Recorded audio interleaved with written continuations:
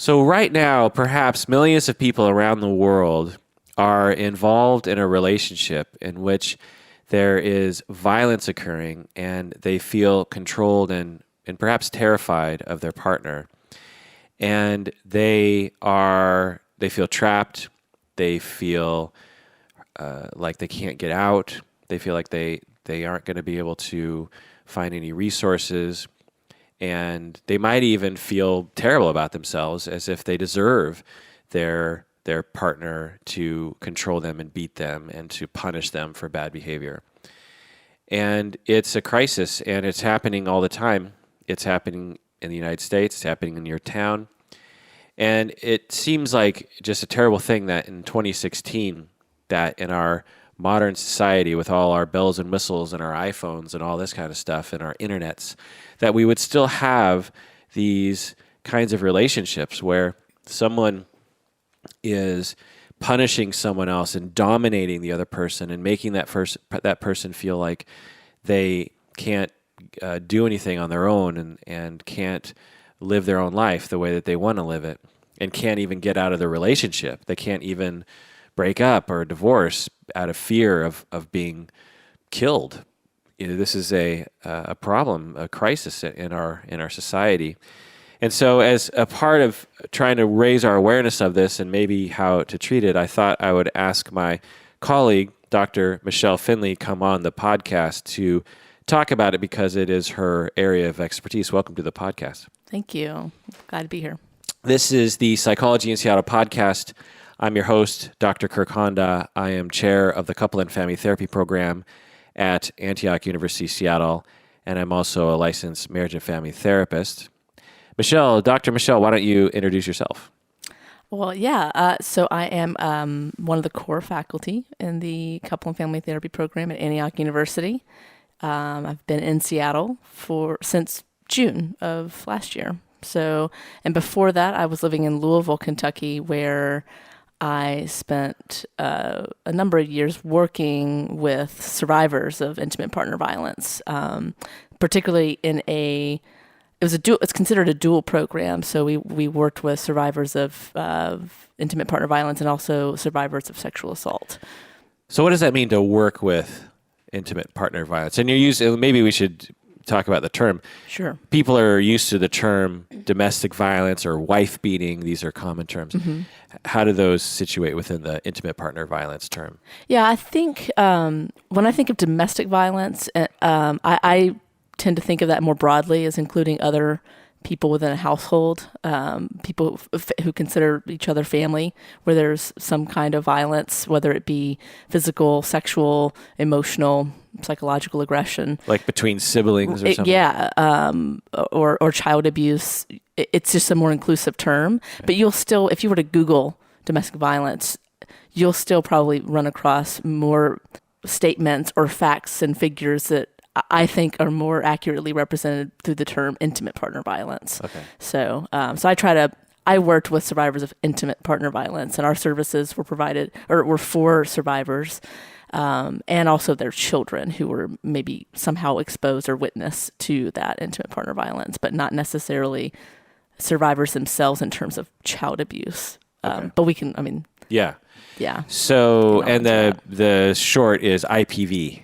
Yes. Intimate partner violence. Okay, and what was it like to work with IPV people?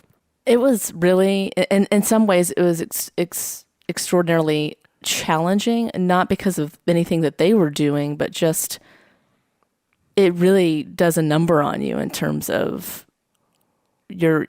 how you view people. Yeah. and viewing people as good. You know what I mean? Kind of having that intrinsic good about people. And it really kind of shakes that. Exactly. Challenged your view that people were good and that you learned about how evil people could be. Yeah. I would say so. Especially in times when you just feel especially really bogged down and just overwhelmed with some of the stories, the specific details that a lot of survivors would give about what they lived through, what they endured. Yeah. So in that sense, it was very hard work, but it was also very rewarding in the sense that you really not all the clients that I worked with, but many, you really got to see such a huge progression in their growth. Not only were they surviving and frankly still alive, and many of them had gotten out of the abusive relationship, but you could see the change in terms of their own confidence, their self-esteem. Like you really see them. I mean, I know it's kind of cheesy, but they really blossomed, Yeah. So it was really cool to be able to be a witness or to remotely have any kind of part in that process. It's just really extraordinary. Good. So the treatment really works. Yeah, I think so. And in that context, and maybe we can get into it a bit later, but in that context, with a lot of people who come in needing support through a domestic violence shelter, oftentimes they have experienced the more, I guess, what am I trying to say? They've experienced the more severe manifestations of intimate partner violence, where there's really a pattern of power and control over that person as a human being and over the relationship that they were in. So it's a different level of intimate partner violence that I think really kind of comes up in a lot of people's imaginations when they first think about intimate partner violence, and it certainly gets talked about a lot through media, and it's certainly what really crosses through many domestic violence shelters' doors. Right. So within that, that's the treatment approach that we would use that's been proven to be quite effective would be more of the phase-based model of trauma therapy, because oftentimes survivors of intimate partner violence that's quite abusive, pervasive pattern, power and control, they are more likely to develop symptoms of post-traumatic stress, depression, anxiety, and other related. Yeah, that makes sense. So you're kind of alluding to the notion that IAPV, intimate partner violence, doesn't always include the element of control and domination. Yeah, exactly. And that might be for maybe some listeners out there a bit like hard to kind of swallow, or to maybe accept. But there's growing literature that shows that there's a lot more intimate partner violence going on, but it's not necessarily, the reason for that isn't necessarily because of power of one partner having power and control over the other or the relationship, but there's still abusive behaviors going on, and it could even be physical violence, and that type of intimate partner violence, which in the literature is referred to as what's called situational couple violence. And that's where in straight relationships, for example, men and women can be perpetrators of that type of violence at pretty even rates. And it's usually thought of as being an issue of, these are people who have a really hard time managing their anger, who have a really hard time having the skills to manage their conflict. And it's really about getting out of control and based on a particular situation, hence the name. I see. Does that make sense? Mm-hmm. Okay.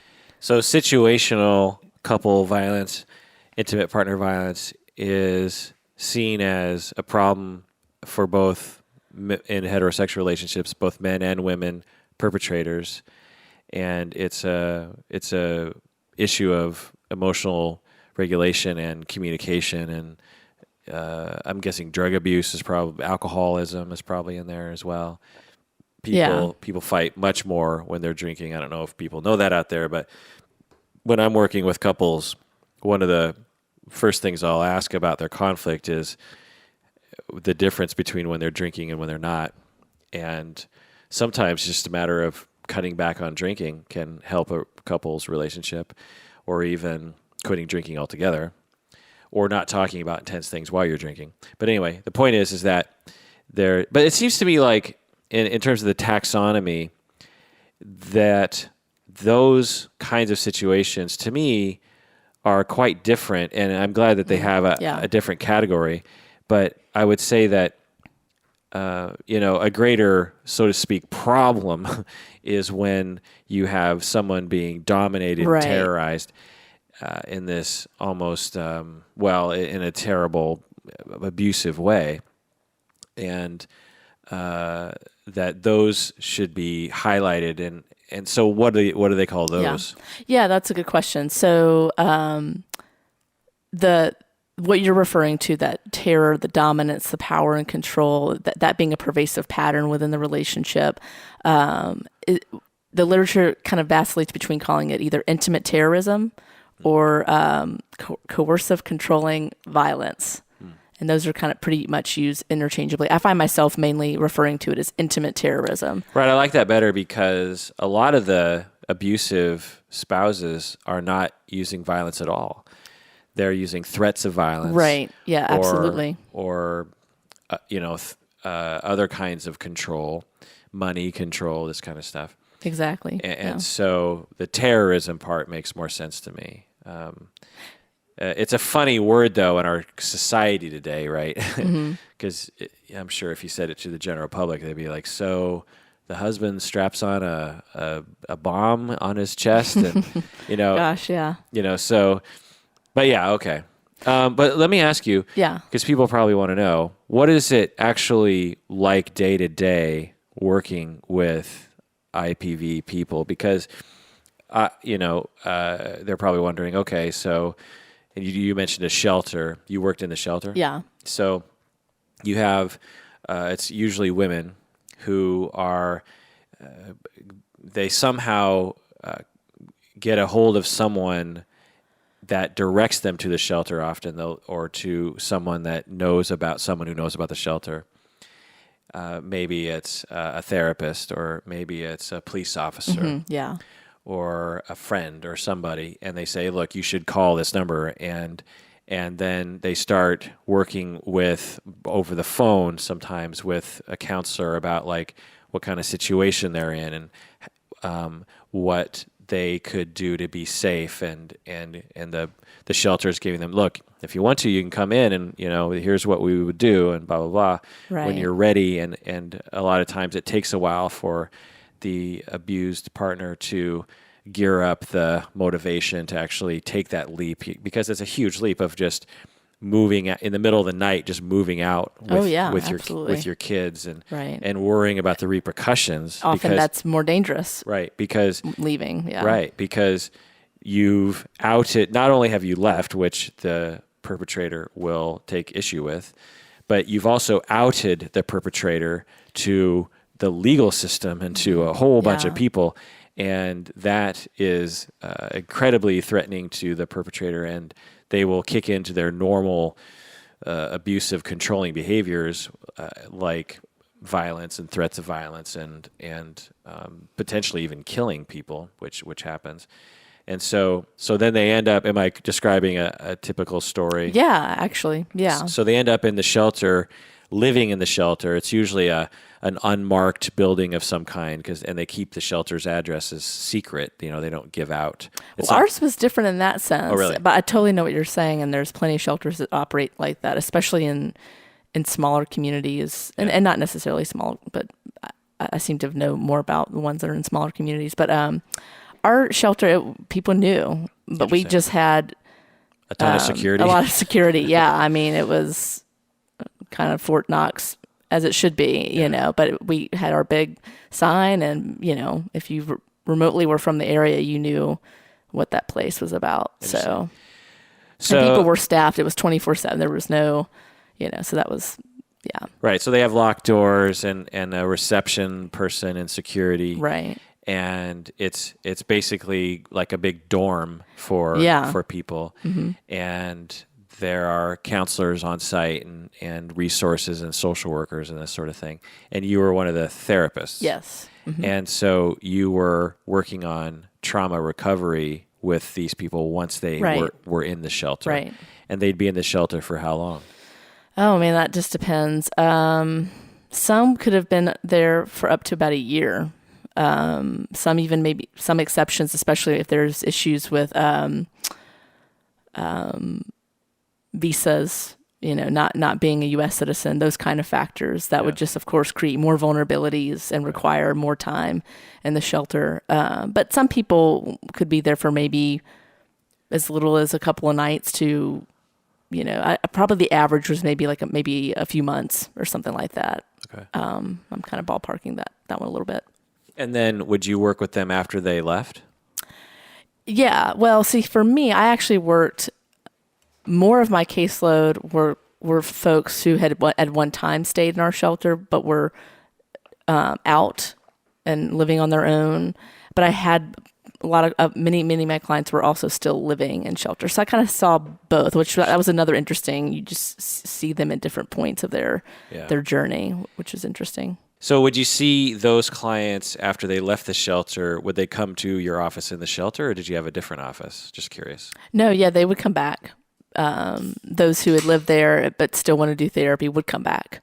And they did have we were all connected. Like, it was very easy to get to the shelter part of the facility, the place. But my office was still, they weren't walking through shelter to get to my office when they came back, mainly for confidentiality and privacy of clients who were living there. So some people might not understand or be able to empathize with the victims, with the survivors of IPV, of terrorism. Mm-hmm.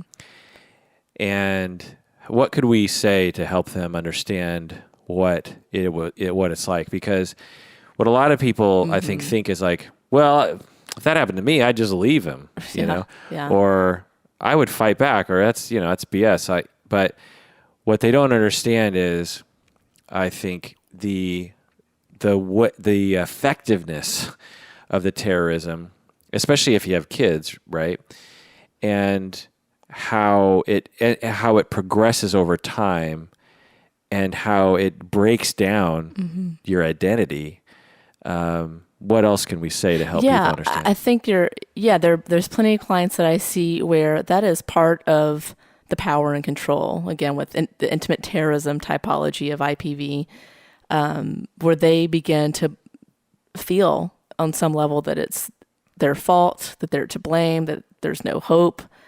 This is what I deserve. And there's varying levels of consciousness or awareness of that, and telling those kinds of things to themselves. But that's what I really found is a lot of people, they were still bonded to that person who was also their abuser. So there's lots of layers here. That's part of the abuse. That's part of keeping you under that person's control, right? Is believing that you're worthless, believing that you have nowhere to go, that nobody's going to want you. You're no good, you're whatever the messages are. So that self-esteem, self-confidence stuff, like what you're saying. Yeah. There's also the sincere desire and love for that person still. And that's what I think what people who maybe haven't experienced it, or even have, but maybe who still hold a lot of shame around their own inability to leave or recognize it, whatever it is, just misunderstanding. For the most part, people aren't dating people that are 100% abusive always, all the time, out the gate. You know what I mean? Like if we go down the street and somebody like punches me, I don't know that person. And then asks you out on a date. Now I'm going to be like, hell no, get away from me.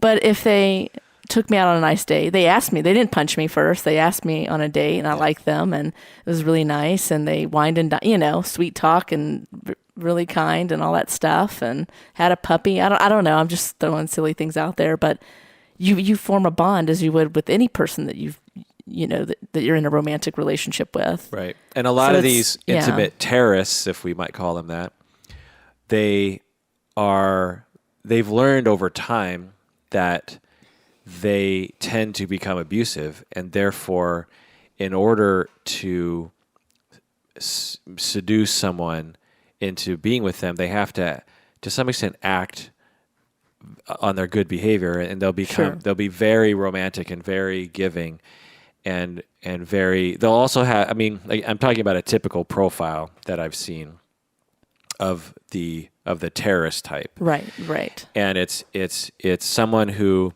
has been in relationships before, and again, they know that eventually it gets to a point where they feel extreme anxiety when their girlfriend or wife is not under their control. And so, to some people, some terrorists are, I'm just guessing, sadists. They're just psychopathic sadists who just enjoy terrorizing people. But I would guess that the majority of them are basically trying to manage an attachment problem. through violence, like they might have been taught that way. Imagine you're a man and you're married, and your wife comes home 2 hours late from work. Well, it's natural to have kind of a question like, well, I wonder what happened. Yeah, where were you? Right. What happened? Yeah. And if you're not satisfied with the answer, over time, you might might have a question mark there. Like, it would be natural to have just a flash of a thought of like, I wonder if she's cheating on me. Right. Yeah. Well, and that thought is terrifying for anyone. It's the notion that you're going to lose your loved one, that they're going to leave you, is terrifying because we all need secure attachment. Yeah. Well, if you come from a place of abuse and a place of insecurity and a place of attachment problems and a place of violence, frankly, then you're going to try to solve that problem in the way you know how. And the way that you know how to solve that problem is to stop her from coming home late from work. Right. And so you will say to her, you will never do that again. And if you do that again, you don't want to deal with me. And so it's not like just trying to, if someone's just generally violent, then they're just violent with everyone on the street. They're violent with someone in the grocery store, they're violent with the police officer, and they're violent with their wife. With these terrorists, they're typically only violent with the person that they're intimate with, right? And so it's, in my view, this like extremely dysfunctional way of trying to manage that normal attachment insecurity that everyone feels. And then it snowballs on each other, because when you physically and abuse and terrorize your wife, she tends to pull away emotionally.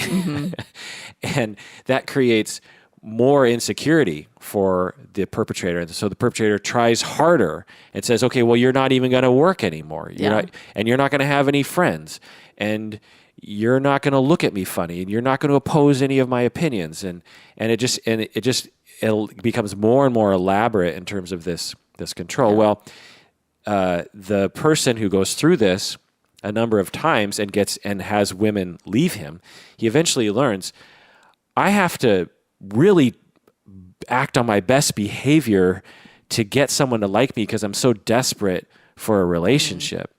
And so I have to really suppress this thing that I do sometimes. And then, so they become really nice and they date in the beginning in this very, very nice way. And they're almost too nice to some extent. They're very romantic and they're very giving and very generous. And then once you're in their relationship and they become needy of your attention, then they try to control all of it because they need all of it. Yeah, I mean, you were describing a lot of what has been validated in the literature on the issue, and of course, just more anecdotally, what I've seen and heard from my clients too. I want to kind of circle back briefly to the other thing that I want people to know as far as, the whole question, why doesn't she just leave? And then I'll come back to what you're saying about that kind of profile. So there's the attachment stuff we talked about, there's that being part of the abuse of believing that you are not worthy. This is what you deserve. What else am I going to do? Or also part of the abuse, that maybe there's financial or economic reasons that prevent them from being able to leave, or being isolated from family and friends. So they don't really have a clear path out. And all of that, it's also connected to that in the intimate terrorism framework that we're talking about, for a survivor to try to leave or attempts at leaving, they are at more risk of being killed by their partner during that time than in any other time during that relationship. So I just read an article yesterday actually, that I think there was like 112 people in January of this year were killed by their partners. 88% a female partner killed by a male partner, and I think 57% of that 112 were due to gun violence. And I want to say maybe the 90%, somewhere pretty high, that was when they were leaving or said they were going to leave. So the lethality. Is that Washington or United States? Oh, across the U.S. Yeah, in that 1 month alone. And that doesn't count all the other violent acts. Oh no, that's just violence leading into homicide to death. Broken bones. Exactly. Complete. Just right. Yeah, just serious injury that warrants medical attention, etc. No, that's concussion. No, that is right. That's exactly. But that's just to illustrate that when victims try to leave, it can have devastating consequences. Right. And so I think people underestimate that when they think about it. And there's a lot of victim blaming. And I also think that it's really an interesting indicator within our society that's our knee-jerk reaction, is to say, why doesn't she leave, or why does she stay, or some variation. Is that the question that we should ask is, why does he do that, or right. why does she do that? I should, you know what I mean? Right. We should say a couple. We don't put the onus on the person who's doing the behavior. You know, blaming the victim. It's easier to blame the victim. Right. So we should say that both men and women are perpetrators. When it comes to the more severe cases of control, it's more men than women. Exactly. And we should also say that a viable hypothesis is that men and women are socialized differently, and men are socialized to control and to be the man, and women are socialized to be weak and to be subservient and to listen to their man. And there are explicit messages and implicit messages. And so if our society wasn't binary and weird in this way, my guess is you wouldn't see that disparity as much. And you probably see a lot less of this sort of thing happening. Mm. Because as a man, you're told you must be in control, you must be assertive, you must never question your decisions, you must lead, you must have no emotions, you must have no needs, you must have no vulnerability, you must never ask for help, you must be the alpha male. So there's just tons of these very overt messages, and in our culture as well. And then you enter into a relationship, and then you grow up probably being traumatized to some extent relationally. Sure. And so you're very insecure about life, and you're not sure about whether or not you're lovable or whether or not you're good enough. And then you enter in a relationship, and then things start to go a little weird, and you start feeling scared that you're never going to be loved. Well, what are you going to turn to? Well, you're going to turn to what you've been socialized to do, which is to take control, be assertive, lead, take action, and be the man of the house. And it's an extreme version of it, of course, but it makes all the sense in the world. If we socialized boys differently, maybe they would actually say, well, when you come home from work late, I just have to say it kind of freaks me out. And so, I don't know, maybe you could just call me or text me or something. And it also gets in the expectation of, so there's those messages that men that are socialized and internalize often, but then it's also what they internalize about women, right? Too, that women should be controlled and they have no power, and this is maybe not necessarily thinking this is my property, but having those ways of interacting as if they have no will or desires on their own, Aliens, I'm sure, even to us progressive Seattleites, who still, for the majority of us, when it's a heterosexual marriage, the woman will take the name of the man, and almost never in reverse. And I don't want to poo-poo that cultural norm. We could debate that, but the point is if aliens saw that, they would say, "Oh, I get it. The woman is the man's property, or the woman's identity is less important, or something." So even today, there are overt, things that we're doing that are clear messages to boys that women are possessible, that they are things to possess, and they are things that you can control. And so, all these things play into one's decision making when you are threatened attachment-wise. Yeah, absolutely. Yeah. So you wanted to get back to another thing I said about the profile. Oh, yeah. In terms of the way I'm portraying a Right. perpetrator. Oh yeah. So yeah, with the perpetrator, and again, speaking in the context of more of the type of intimate partner violence that's characterized by pervasive pattern of power and control. There's also been a lot of research. Seattle folks probably know John Gottman and the Gottmans, where looking at typologies of the batterer too. And you might already know about this or familiar.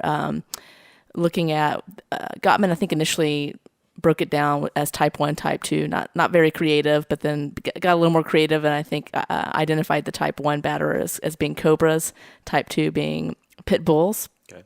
And within that, that's kind of looking at what distinguishes people in terms of the type of violence that they enact in their relationships. And Cobras were characterized by having more psychopathology, and in terms of like what I think you alluded to, like even at maybe being to the point of like sadism. That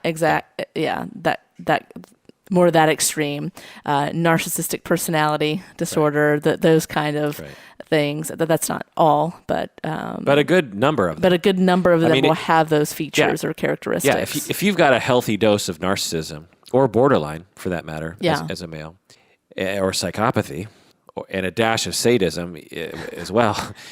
But even without sadism, you will absolutely have as an option available to you violence as a way of trying to control other people. Exactly. As a way of saying, well, of course you should be doing this because I think it's right. Right. And you're nothing and I'm everything. And if that's your personality, it might lead to... It makes sense. Not to say that, of course, it doesn't mean, you have narcissistic personality disorder, that you're just doomed to be an abuser. But it's just saying that those were the common characteristics that seem to come together in a certain type of batterer that Gottman and his colleagues identified as the Cobra. As the Cobra, and that really emerged with his whole, when he did a lot of those observational studies and observing couples work through conflict, and when he hooked them up to test their level of arousal physiologically, he found that the Cobras were actually physiologically calm, even though they were being pretty belligerent and had all the horsemen, the 4 horsemen, or minus stonewalling, but contempt, belligerence, criticizing their partner. Right. So you would think that person would be pretty activated, but they weren't, which is in contrast to the Pitbull, who was having bodily stress arousal in reaction to relationship stress. To the conflict. But it is different than when I was talking about couples who engage in situational couple violence, where the pit bull, who also is the perpetrator in an intimate terrorism relationship, they are more at risk of borderline, I think is one of the characteristics that they found within that typology. And, but a lot of inability to self-soothe, to control their emotions, to manage their anger in a more effective way. So in that sense, they can they tend to struggle in similar ways that couples who are mutually aggressive toward one another can struggle. But it tends to be more pervasive because it's still trying to establish control over their partner, even if it's motivated or coming out of it a different ideology. Do you know what I mean? Yeah, personality and emotional. Right. So if you're narcissistic or psychopathic and you believe that you're awesome and everyone else is not, and your spouse is getting in your way, then it's just a logical choice that you're going to start to make that person know that they're wrong because you're a god and the other person is not. And I actually know, clients that are like this. Whereas if you are borderline or have relationship insecurities and attachment insecurities. Yeah, those attachment things, not that they don't exist for the quote unquote Cobra, the type 1. Yeah. But there's that attachment stuff is just more salient. It's like more palpable too. Right. It's more triggered. Right. The conflict triggers that fear of losing the person, which causes the body to become very stressed out, and then it becomes hard to regulate your emotions. It becomes hard to regulate your behavior. Yeah. And you want the feeling to stop. and a shortcut is to just punch the person in the face Right. and say, you're going to stop this, and I'm going to win this argument, and it's over, Whereas what we want to do with people like that is to help them recognize those triggers, recognize those cues, calm themselves down, regulate their emotion, and come at it with a more functional way of resolving that conflict, which they ultimately want. But are you saying that some pit bulls are intimate terrorists and some pit bulls that's a good question. Are more situational violent people? Yeah, and I feel like that's where it kind of gets a little confusing to me in the literature, because when I read Gottman, it seems to kind of come out of more of that intimate terrorism place, and it's. But then when I read other literature like Sandra Stith, and that these names may be meaningless, but other people who are doing work of working with couples where there's intimate partner violence, like Sandra Stith and her colleagues at Kansas State have a whole program where they work with situationally violent couples, and some of the characteristics they talk about sound an awful lot like the pit bull. Right. Nothing sounds like Cobra. It's clear, like that is not amenable to any kind of couple treatment model. But when you read some of her work, it's like she seems to be more open to working with someone who may have characteristics that Gottman identified and called the pit bull or type 2 batterer. Right. So I feel like it's a little, I think we're still kind of not sure. There's still more room to grow and to figure out about their ability to make gains within a couple context. Yeah. I think it's been demonstrated that they're amenable to treatment gains in terms of, like you said, being able to better manage and regulate themselves. But as far as within the couple context, I'm not as sure about those outcomes. Yeah. I mean, it seems entirely possible to me that the pit bull type could be either the terrorist or the situational, in that if you have two pit bulls and neither one of the pit bulls is interested in terrorizing the other person, then you're going to see two people being violent with each other when they're upset at each other. Or when you have one pit bull and that person manages conflict through violence, then you're going to see more of the terrorism side of things. And so but it is interesting to delineate between perhaps the narcissistic and the psychopaths with everyone else, essentially. Yeah. Well, and like you said, like with the attachment piece, I think that if it's more closely connected to issues with attachment and emotion regulation and conflict, that to me more inherently implies that there are systemic interactional things that can, I guess, for lack of a better phrase, it gives me more hope at the interactional level, the relationship level, to make those changes. And that's why if you do want to do what still in many people's eyes is controversial, which is the relational work with couples where there's intimate partner violence, i.e. situational couple violence, you really have to get good at screening in terms of what is it, intimate terrorism, or is it truly situational? And let's talk about that. So are you saying that one is indicated for couples work and one isn't? Yes, absolutely. So intimate terrorism is definitely not appropriate. Okay. That pattern of violence is not appropriate for any kind of conjoint or couple treatment. It's not helpful, you're saying? Not helpful. How is it not helpful? Well, first, it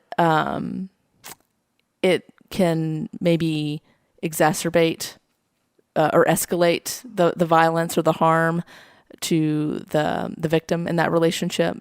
It's also just more clear that there is a primary aggressor if there's even a secondary aggressor. Right. So it's more perpetrator-victim dichotomy in that context. So couples therapy is, if there's that foundation, then it's going to increase the possibility of harm, right, and be unsafe. Yeah. The thinking, I'm guessing, is that with situational violence, you have equal power essentially, and therefore you will avoid things when you have asymmetrical power.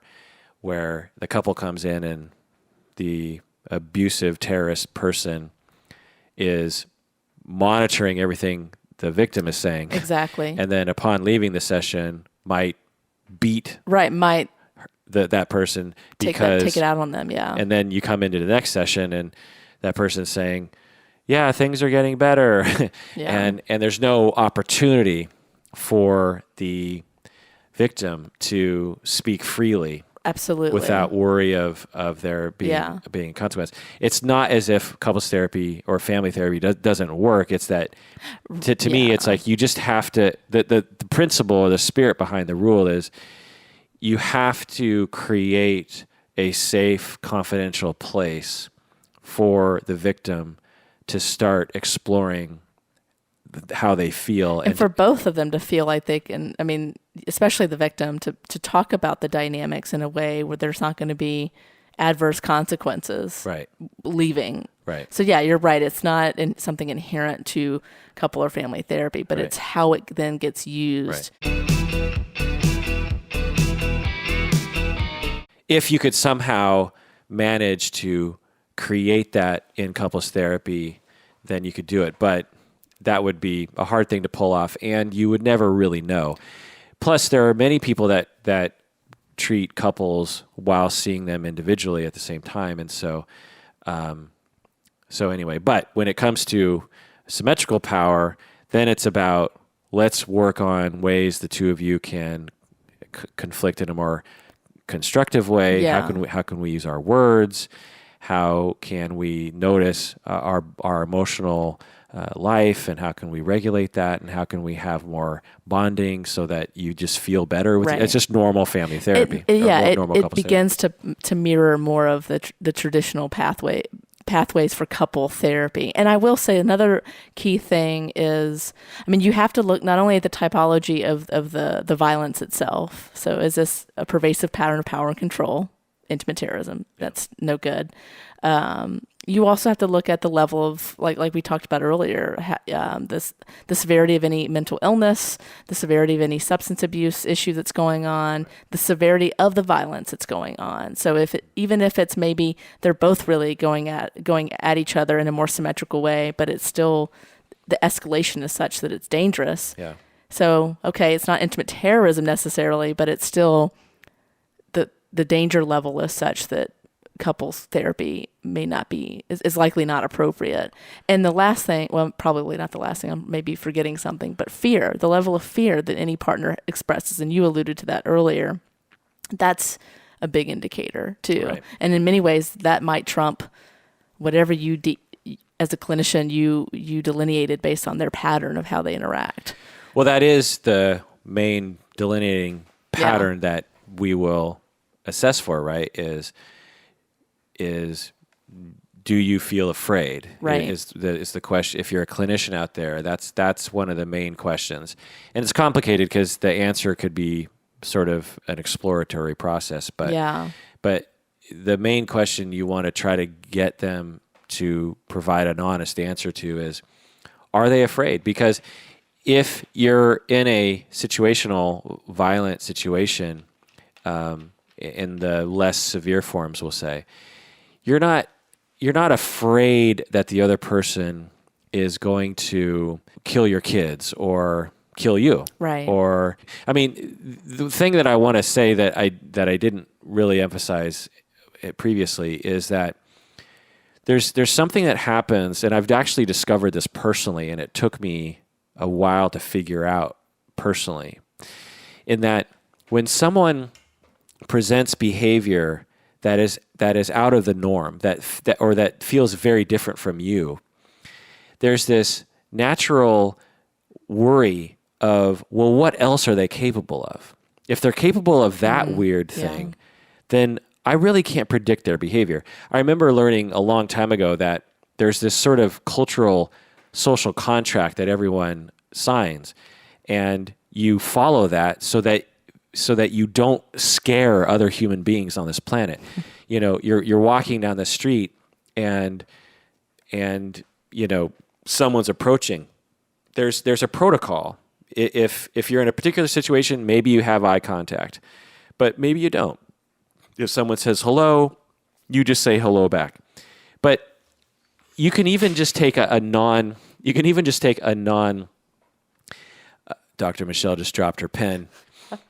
Sorry. And the mistake that Dr. Michelle is making is she thinks this is a super professional podcast and that dropping her pen and making a noise is a bad thing.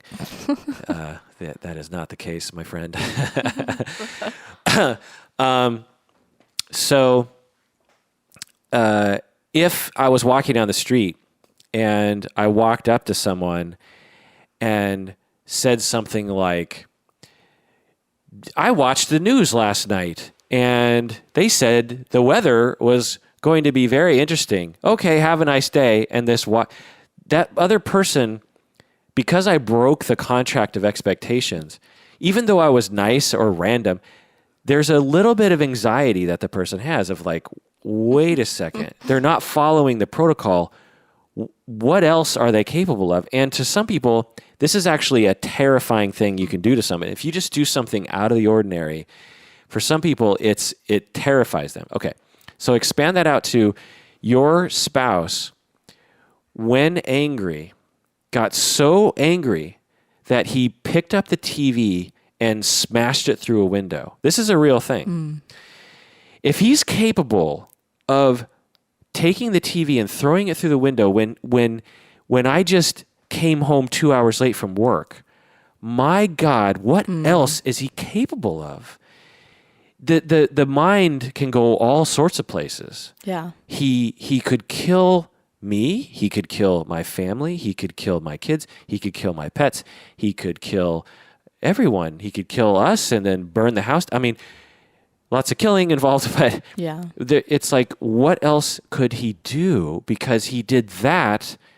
What else is he capable of? And that is terrorism. That's the scary part of it, is not even this. Sometimes people will say, well, sometimes I just want him to hit me so I can get it over with. You know, just like, I know he's going to hit me, so I'll provoke him. He'll hit me, and because I know what hitting feels like. But there's this other fear of like, well, what else is he capable of? And that is, and if you have never experienced that before, understand that is a terrifying experience, to wonder what someone that is involved in your life, living in your house, that at any moment they could just go off. That is a terrifying thing to people. And another element that, if I may, Dr. Michelle, go on with, is that your mind starts to, this is when the psychodynamics start to kick in, is when your mind starts to figure out a way to cope with all this. Oh yeah, absolutely. As a victim. And like you said, you want to love this person. You do love this person. But at the same time, you're terrified of them. And so you start figuring out a mental trick to justify it all, or to make it all make sense, or to just sort of cope with the situation. And one of the things you start doing is you start believing that you're very much in love with this person and that the violence is no big deal. And that it's, well, men are like that. Start to kind of minimize the severity of what's happening. Yeah. Right. This just means he really loves me, or he's very passionate, or she's just very much in love with me. It mean, she's so in love with me, she resorts to this behavior. Later on, after they leave the relationship, they look back and they say, "Oh my God, I was deluding myself." But this is natural for humans to do. It's hard when you're in it to have that clarity, or to be like, "Oh, okay," because you have no way out. In your brain, your unconscious is like, "How do I deal with the situation?" I like to bring up this example. Every liberal knows that we're ruining the planet with our greenhouse gases. Yes. Yet how many of us drive cars and take airplane rides? Yeah. Well, how do we cope with that? Well, we just go into denial. I'm just driving my car, or I have no other way to get there. So we all go into denial when we have conflicting, things in our minds. And for victims, that happens too. Yeah. Oh gosh. Yes. And I like that you're pointing that out and saying that, we all have these tendencies or experiences, and so there's that fine line of not completely stigmatizing or pathologizing the people who find themselves in abusive relationships, and also really acknowledging the severity of that, just how not okay and inappropriate and unacceptable that should not be near to the proportions that it is in this country and across the world. So Yeah. but I It's absolutely terrible. saw that. It's terrible. And they are often discounted by the law and by the legal system, or one big thing is that police officers are the people that respond to these calls. A neighbor says, "I think they're getting violent next door. I think Yeah. The police officers show up. The vast majority of them have no training.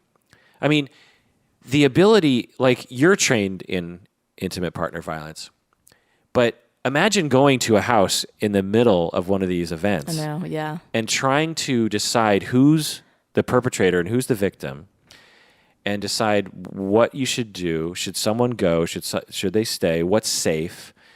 That is a incredibly complicated situation. Yeah, and one could argue that there's no human on the planet that could accurately assess the situation in that moment, given the limited data that you have in that moment.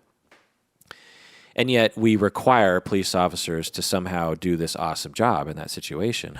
There are some police officers that are trained to do Right. that. Absolutely. Lethality assessments, and being more connected to shelters in the area. Right. So, and we had that. We were pretty fortunate to have that. If any one of the people involved in a domestic violence call met certain criteria on this lethality assessment, then they would call us directly. Okay. The police officer put the person who's been identified as at least the primary victim, and then go from there. And really just, it would be our job to really try to beef up the severity of what's going on and try to really convey that pretty strongly. So, yeah. Right. So things are getting better. But you're right. But even within that, it's not foolproof. Right. There's not no kind of screening or assessment that's going to be 100% in getting what you want. Right. So, did you ever come across? And I don't want to say that this would even be possible or at the very least common. But did you ever come across a situation where the victim was manipulating the entire process, where perhaps there was violence more situational between the two, or maybe even the quote-unquote victim was the perpetrator to some extent, and the other person was acting in self-defense, and then just manipulated the entire system into labeling the other person as a perpetrator? Yeah, I mean, I have had some exposure to that. I mean, I want to say that is not. It can't be. My experience is not like this common thing. No, it can't be common. But it just occurred to me, like, wait. But it can happen, absolutely. Right. And I will say I've seen more of that dynamic when working with male survivors who are in heterosexual relationships, or the person that was their perpetrator was a female. And that's the other thing I like to point out about the abusers in an intimate terrorist relationship. They'll use whatever their privilege, some kind of privilege. And I think even though quite rare, if a female perpetrator within that context can use that perception of women as victim, she can use that in a way to further perpetrate violence against her partner. There are women who suffer from narcissistic personality disorder who have been abused growing up or seen violence. Right. And have attachment security problems. And even though they were socialized the opposite, they decide that they're going to manage this attachment problem or just wanting a relationship with terrorism and violence. Right. And that's totally possible. It's not as common given our culture and given our system. And I do feel like I saw maybe a small handful of cases where it seemed that way. Right. Either it was through the experience in working with a male survivor who struggled with the abuse itself, but also as a male survivor not being believed or people or his partner using that to make it seem as though she were the primary victim when that wasn't actually the case. Right. Or I've seen it even within a female client where I'm like, where my spider sense was tingling, like, I don't know about that. Like something's not quite, isn't adding up, you know? Right. And it's really uncomfortable because it really can get tricky because there is such, the goal is to not blame anyone, and you believe people when they tell you that they've had this experience. And I firmly value that sentiment, you know? And so it's really complex and challenging when there is that part of you that's like, oh crap. Right. I'm told I have to believe you, but I don't believe you. And is that my problem? Is that because I'm you know what I mean? The product of the society. The victim blaming culture, or is this, do I need to trust more of what my instinct here? You know, it really kind of messes with all of that. The same happens when it comes to child sexual abuse or physical abuse. So it may be more child sexual abuse, in that we know that society and family members will blame the victim, discount their story. Right. And so by the time they come to us, we are likely to say, no, I believe you. I believe you. Mm-hmm. No one else believes you, but I believe you, and you deserve better. And this should not have happened to you. And then they start saying, so in a normal situation where you have someone who's actually being victimized, they will start blaming themselves and they won't want to tell anyone, or they did tell someone and they weren't believed. And so by the time they come to us, we're like overly believing of them and telling them, do not discount your experience. Do not tell yourself you're to blame. The other person is to blame, you know? And so we kind of get ahead of them a little bit and to some extent try to get them to recognize that they're not to blame and that the other person is to blame. We're trying to make this fair and just. But when someone comes along with the signs of a victim, and we just go into that language and that assumption that anything they say is that indicates that they're to blame needs to be, you know, discounted. No, you're not to blame for this. But they're actually the perpetrator. Then after a while, you might say, wait a second. So how does this work? You know, like I said, it's the same with child abuse. A 5-year-old, you know, child comes and says, I'm being physically abused. It's my fault. Your natural instinct is, no, it's not your fault. It's. I can't see how this would be a victim. Maybe it doesn't apply to this situation, but yeah, I see that sometimes when I have worked with couples in what I saw as ambiguous situations. Maybe it was more situational. Maybe so. And they're highly contentious, and the marriage is highly conflictual, and both people will say the other person is the perpetrator. And I'm not there, so it's impossible for me to tell. But in our society, it's much easier in a heterosexual relationship for the woman to get support on that than for the man. And so, and she knows that. And of course, when they tell her that she's not to blame, then she's just going to eat all that up. And so, having said that, the solution isn't to be more skeptical of people. Yeah, good point. The solution is to just try to understand the bigger picture while validating people and trying to reduce the violence, and perhaps have it as just a little bit of an alert of our bias when we hear men's accounts of violence. Because, you know, you say that the majority of terrorism is perpetrated by men, and you brought up that men don't feel like they can come forward. That is absolutely true. I mean, women who are being abused don't feel like they can come forward. There's underreporting no matter who. Right. But men, my God, to be a man in an abusive relationship is disgraceful. And the amount of resources available for a man who's being abused is like, I mean, them getting in touch with someone who can help them is pretty slim. Plus, again, they might worry that they're going to get blamed. So, again, it's impossible to tell. And of course, our culture is clearly teaching boys to dominate women and women to be dominated. So that will cause that disparity. But I just wonder about all the men that are suffering out Sure. there. And I will say, like, I know with our center and the National Coalition Against Domestic Violence, I think have come pretty far, but still have a ways to go, I think. But they've come quite far in terms of trying to be more inclusive, particularly of men, or non-heterosexual couples or various genders, and trying to be open to their experiences and connect them appropriately to support and safety. Yeah. But you're right. I mean, I still think that the message in the culture is that this is, primarily a women's issue. This happens to women, and Right. Right. And perhaps more, and perhaps a lot more, but that doesn't mean that we shouldn't be doing our part to help men too. Sure. Yeah. So you mentioned non-heterosexual relationships, and that sort of throws everything off too in terms of gender, right? Because when you have abusive lesbian relationships, well, tell us about the research on that. Like, I know that anytime you have an oppressed culture, a stressed out culture, a stressed out group of people, right. there tends to be all sorts of symptoms as a result: suicidality, depression, and even perhaps violence. But I don't know. Mm-hmm.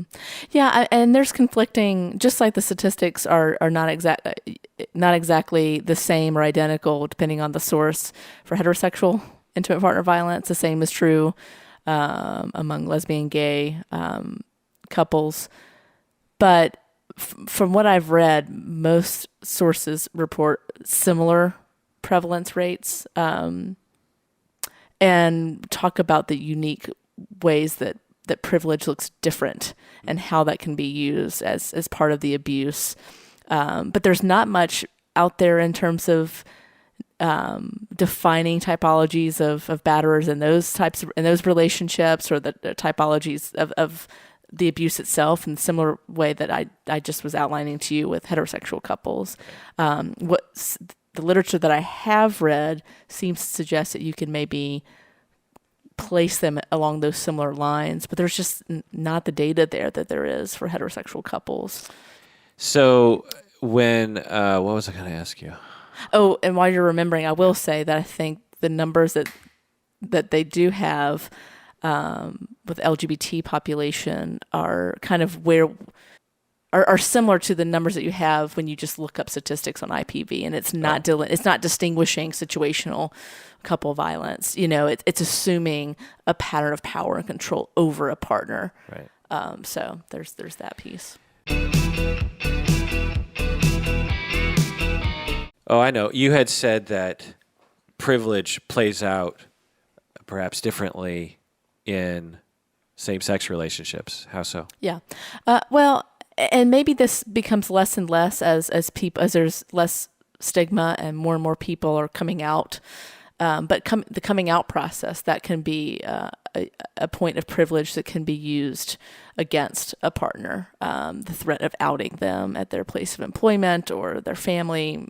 So that's one example. I still think that there are points of privilege even within gender, or if they're of different ethnicity or race. And that's also true within straight couples too. But those are examples of how that privilege can kind of play out. I also think, again, along the gender thing, whether it's lesbian or gay couples, there's still power dynamics in terms of money, terms age. of money, in terms of age, or even identification along the gender continuum. She's the more masculine one. Right, or having more dominance in that sense, or being a top versus a bottom, and again, the list goes on in terms of those ways that power can and privilege can manifest and then be used against each other. My kind of quick, rough rule, like thinking that I have about privilege is whatever it is in the larger society. It can get used and reflected within the smaller microcosm of that relationship as part of the abuse, whatever that is. It's like just easier to identify male privilege in a straight relationship, and how that manifest in an abusive dynamic or abusive pattern.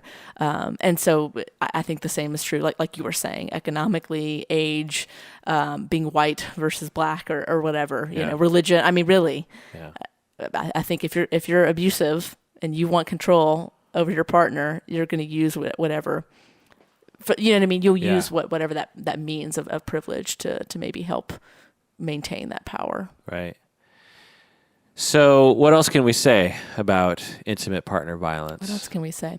Well, I hope anyone who's listening just recognizes that it's very complex, and it's not to suggest that any stereotypes or traditional understanding of intimate partner violence is not true. It absolutely is true, but to note that it really touches way more people than I think we maybe want to admit or realize. And it really ranges from the intimate terrorism, where there's lots of fear, power, and control, to the situational couple violence, where people just are being inappropriate, putting their hands on each other, tearing each other down with name calling or verbal aggression. It's inappropriate, but, you know, it's not characterized by that level of fear. So there's just a whole range in which intimate partner violence manifests itself in relationships, and it really touches everybody. Let's talk about treatment for a second. Early in my career, was asked to join what they called a domestic violence perpetrator treatment group. If you don't know, if you get charged with domestic violence or I think it's assault fourth degree, you are often, your sentence is to go to domestic violence treatment or to get an assessment for treatment. Right. And the assessment usually delineates between anger management, which is probably addressing the Pitbulls or addressing the situational violence people. And maybe also catching some Pitbulls in there. I think you're right. Right. And then, so you have the anger management classes, which is just learning how to manage your anger, as opposed to domestic violence treatment, which was focused on your views and your thoughts of your privilege and the way you deal with your own issues in general. It's not just because the delineation is, does this problem have a problem with anger globally? And if we help them with their anger, it will help them with their spouse and at work, or are they targeting their spouse with most of their anger, if not all, and trying to control that person and reactive to that person relationally? It's a different profile and requires a different treatment thing. And so the anger management class was only like 10 weeks, whereas the domestic violence treatment was for a year. And you would meet the perpetrators would meet in a group, and there would be the DV specialist, and then I was a therapist in the room. And there would be different, it was like a class / group therapy, and there would be different modules that we would go through and different worksheets and stuff, like, you know, what are the different messages we get about women? What are the different messages we get about men? And how do we see marriage, and how do we see relationships? And the really interesting thing that I learned early on, because I had a pretty rudimentary view of perpetrators. I just thought of them as just being assholes and just like controlling jerks, you know, just people I could never relate to. Basically just like evil, just like pure evil. And of course, I think we could probably come across a few people like that. But for the vast majority, in my experience anyway, these were normal guys, likable guys who were struggling with what they had gone through in their life and were just taught a wrong way of dealing with conflict. And when you confronted that, and it would take time, it wasn't just like, let's teach you. There was this phase that they would go through. In the beginning, they'd be like, I don't know why I'm here. This is bullshit, you know? And then over time, because people are at different stages, you'd have people in the group that were at their last month, and you'd have people in their first month. And so the people in the last month were enlightened And they would see the guys in their first month and they'd be like, yeah, I used to say that too. You'll get over that. Or and they were our best therapists because they would just slam a guy. Just be like, dude, you got to wake up. Like the stuff you're doing is horrible and it's going to harm your relationships and it's wrong. And, and I used to be like you too. So I get it, but you're going to have to get rid of that bullshit. You know what I mean? Okay. And we would just sort of, let the group happen. The DV specialist was there to address, to bring the worksheets and to have kind of the bigger picture. And I was there to address the emotional side and the process side between people. And I can still remember like 3 of those guys in that group, and I really liked them. And we would review their story of their stories of violence, and we would particularly review the story that got them in trouble with the law. And just hearing their story evolve, when they first told the story, it's like, so my wife, we were just sitting in the parking lot and all of a sudden she just starts totally freaking out. And so, one thing led to another and, we were both kind of going at it and I probably shouldn't have given in, but, what are you going to do? I don't know. I mean, she's you, if you guys met her, you would understand. She's crazy. And then fast forward 6 months where they're just like, I have a problem with controlling people. I am enacting, they wouldn't use this language, but, I'm essentially enacting my male privilege, and they wouldn't say those languages, but I'm essentially being a douchebag man or something, what they would say. And I now know that is wrong and unfair to other people. And the way I saw it in the past was very distorted and strange. And I don't know, maybe my dad taught me that. I don't know like why I was thinking that stuff. And I still have urges to do that, but I use all my skills to try another way. I talk about things more. My wife likes me a lot more now. I'm learning to tolerate it when she has criticisms of me, and I'm not drinking as much anymore. Just like total different stories as they went. So that's my experience of. Did you ever treat perpetrators? Not in a group format. I've either done like individual therapy. Was it similar to that or? Yeah, it could be. Yeah, in a way. They didn't have kind of that peer accountability. You know what I mean? That you're talking about. But yeah, and I'm guessing the ones that I'm working with weren't the most pathological. Like they really fit more of that. I just don't have the skills and the tools, and to some degree, many of them did have that when working with a male perpetrator, that male privilege piece but it wasn't as entrenched or to the extent that those more severe patterns, can so they were display. Yeah. Sounds like you had success with them because they were not as pathological. Right. Yeah. I do think that when you're able to, when there's some level of motivation, like, okay, I do want things to be better with my partner, but even if they're still also like, I don't know about this, I don't know if it's going to work, or, like maybe not having a lot of confidence that it could change. But I think if there's some little window of hope that they want it differently, that to me, I think can get that right there can be a good assessment tool to make that differentiation in terms of their viability for making those kind of changes. So, right. And did you find, similar to my experience, that a main focus was changing their attitude and their perception of the whole thing? That they basically had to admit that they were wrong and that they should not have done X, Y, and Z. Right. The responsibility taking is huge. And that they didn't do that in the beginning. Absolutely. Oh, totally. Yeah. But it's interesting that you say that with your experience, because there's a whole like meta-analysis looking at like batter intervention programs and their overall not effective. Really?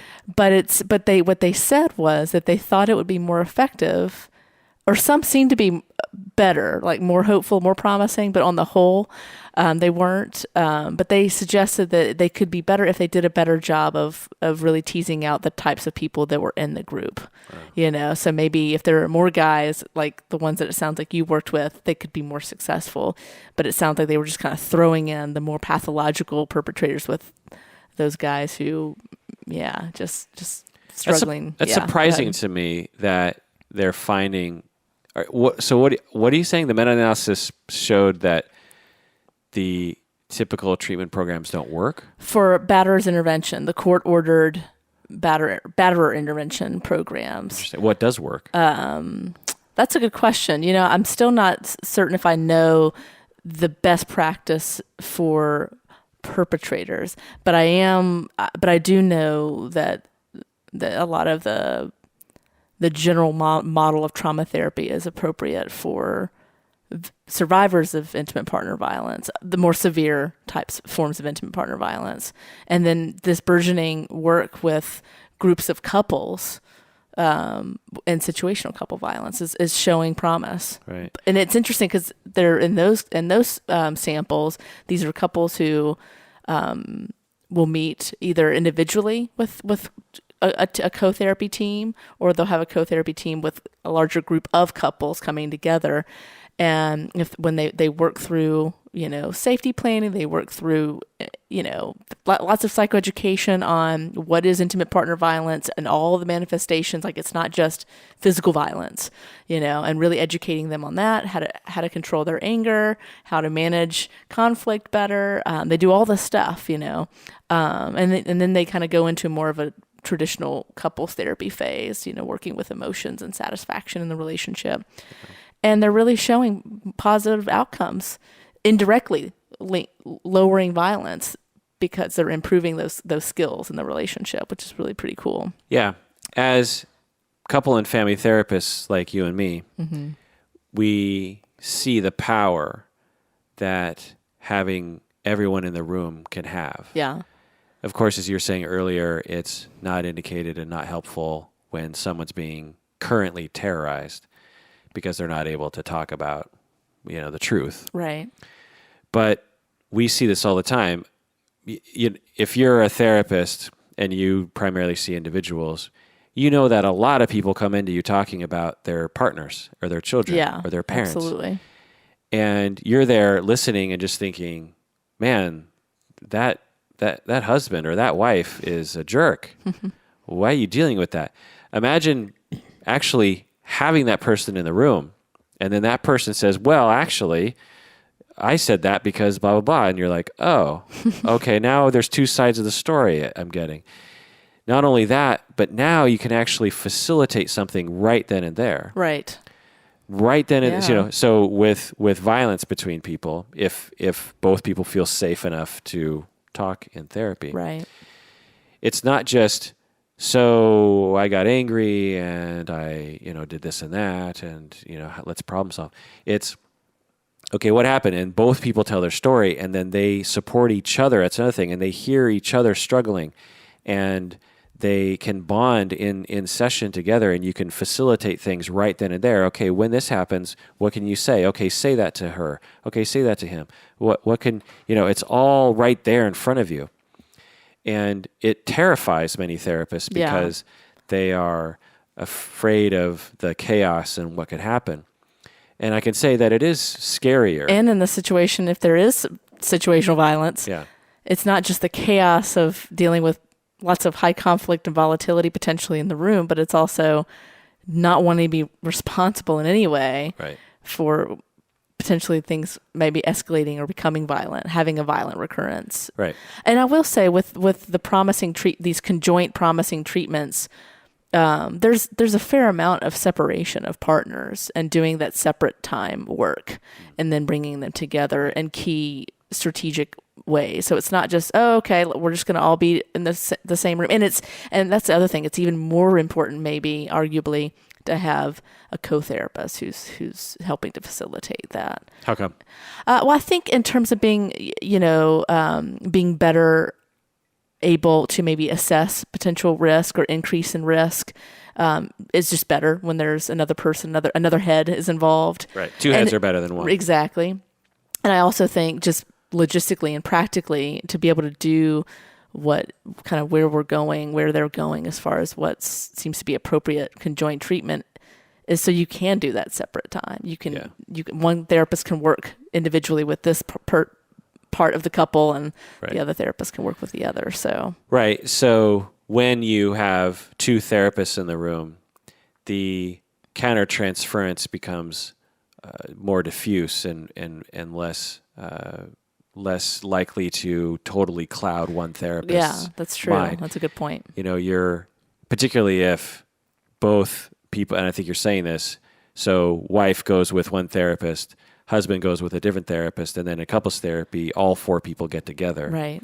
So if you're the wife's therapist and the husband starts acting a little squirrely, the husband's therapist might be biased to accommodate that and to give that the benefit of the doubt, whereas the wife's therapist might be a little bit more skeptical about what the husband's saying. And so when the therapists get together outside of therapy or even inside therapy and confer and consult, then there's going to be more likelihood of catching those blind spots when we're just by ourselves. Yeah, absolutely. Co-therapy is way expensive it's twice as expensive and difficult to do. Yeah, no, I know. Whenever I'm in grad school teaching my students and we start doing these co-therapy situations or even groups of therapists working with families, we're always like, oh my God, we should be doing this all the time. It's so much better. It feels so much better. It's so much more effective. And actually, research has shown that particular models of groups of therapists working with a family, like say 3, 4, 5 therapists working with a family in one session, can be so effective that the family only needs like a fifth the amount of therapy time. And so it actually works out to not be any more expensive in the end. Yeah, I was going to say, yeah. Yeah. But our culture is such that there's so many different barriers to doing that and so many different incentives to see only one person and to have one therapist and to work for a very long time. The insurance company will pay for that without any questions. You start doing all these other things and there's all sorts of questions. I know. Yeah. And probably they won't even pay for it, even though science shows it actually is more effective in the end. So, and it is hard because like in my class on this issue, we're learning about going back to Sandra Sith at K-State. She has a program. It's called Domestic Violence Focused Couples Therapy. And we're learning that. We're reading that treatment manual, and we're going to speak with her in a couple weeks, and it's really exciting. But then there's this part of me that's like, okay, well, if my students, if any of us in this room are really serious about this, especially the situational couple violence, and they want to do that relational work, how can they go about doing that? Do they have to move to Kansas and join their institute? You know what I'm saying? Like what? yeah. Given just how involved it is in terms of multiple, practitioners involved. So and the reaction from the community. I mean, our industry and the people that watch us are so stupid when it comes to what marriage and family therapists do that when they even learn that you're seeing two clients in the same room at the same time, there are some people that say that's unethical. I have a friend of mine who was treating a family and met individually with the parents and the kids and then saw them all together and did all this thing and was successfully sued for doing that. And wow. Yeah. And primarily because she saw I think it was primarily because she saw the couple and saw them separately and saw them together. It was something like that. And I just remember thinking, my God, like the amount of stupidity going on out there. I mean, and so it's so much easier just to fall into that easy groove of one therapist, one client, and you never talk to anyone else when we know as family therapists that so much more can be done when everyone's in the room. No, totally. And that's the other thing I get a little concerned about, and I'd be curious when we interview her, basically, to ask her opinion about this is, what can folks who want more training on this, but are not necessarily in a position where they can be a part of a whole institute or team to do this work, what is the scope of their work with this population where they can be more directly systemic in their work when appropriate, like what we were talking about with situational couple violence, and not get in over their head or do something that would be unethical or just, not appropriate. Well, the short answer is you would be that consultant and supervisor. And in this region, which is a viable solution. You might be, one of the only people in the area and definitely qualified to provide that supervision for people and to guide them ethically and to help them and support them in that area. And sometimes that's all it is. I myself, as a supervisor for post-grad people, am frequently pushing people to involve more families and to not fall into that routine. Divide and conquer, as my one supervisor I had used to say. Yeah. About family therapy. Like, yeah. But I totally know what you mean. Like, it's still, it does take, I think, more work to kind of make it actual, a family therapy session or a couple therapy, you know what I mean? Then A fellow professor at the university who is a postgrad from Antioch from the CFT program, she was in my classes and then she graduated, went into private practice and worked at an agency, And then she came back. She's like, I want to talk about my career. And we talked about maybe her teaching. And then she assistant taught some of my classes. And then now she's teaching. And Laura Matthews, she's an adjunct instructor. And she wants to create an institute that focuses on family therapy. Cool. And which is funny to think about, because think about all the family therapists who call themselves licensed marriage and family therapists in Seattle, and how many of them actually do family therapy. I mean, many of us do couples therapy because that's pretty common. And many of us will see kids and teenagers and then drag the parents in every now and then. Yeah. But how many of us do pure family? No, you're totally right. Yeah. Where we advertise ourselves as, I am a family therapist. And I always see the family. And I might break off occasionally into one-on-ones with people. But what I do is family therapy. And I'm going to see families. It's just strange in our world today that she could say, I'm going to start an institute that's going to do something new. And it's called family therapy. Well, but it also kind of harkens back to the people who were the pioneers in family therapy. Like, they had institutes, MRI, the acrobat, you know what I mean? Like, there was that. And maybe, I don't know how conscious they were of this, but maybe that is, like, to Laura's point, kind of what you have to do to more consistently do family therapy in the purest sense of that phrase. I don't know. Because most people aren't seeking family therapy. They're seeking individual therapy, and then you have to convince them. Right. And so, Now, having said all that, if you're interested in couple and family therapy or you're a student yourself, there's a wide variety of things that you might be interested in, and family therapy might be one of them. You don't have to be interested in that. You can do individual, couple, children, one or two people. But there's a lot that can happen when you bring everyone in. And between you and me, people, it's exciting work. It's chaotic. You have to be confident, but not too confident. There's things you can get away with to not have things go badly for you, like just facilitating conversations. That's what I tell people. It's like, what do I do when 5 people come in the office? I'm saying, you're not dealing with 5 people. Mm-hmm. You're dealing with a family. Yeah, and so true. When someone says something, all you got to do, if you don't know what else to do, just turn to someone else and go, what do you think about that? And then if you don't know what else to say, then just turn to someone else and say, what do you think about that? And if that's all you need to do the entire session, and you can be an excellent family therapist by doing that. And you release yourself as a family therapist of even having to interact, because sometimes for half an hour they'll just be interacting. And you're just there containing the situation. And so, and also between you and me, therapists out there, family therapy goes by way faster. I mean, it's a job.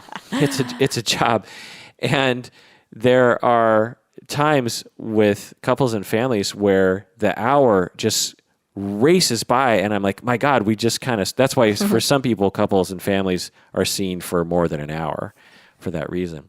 Because it's exciting, it's moving, it's dynamic, there's things happening between them, and there's all these different, people trigger each other, and it's very dynamic in that way and can be quite exciting. So if you're thinking about it, I encourage you to do it, because I think it's fun, and I'm sure you'll think it's fun too. You should try it sometime. All right, well, that does it for another episode. Thanks for joining us out there. Please take care of yourself, because you deserve it. You truly do.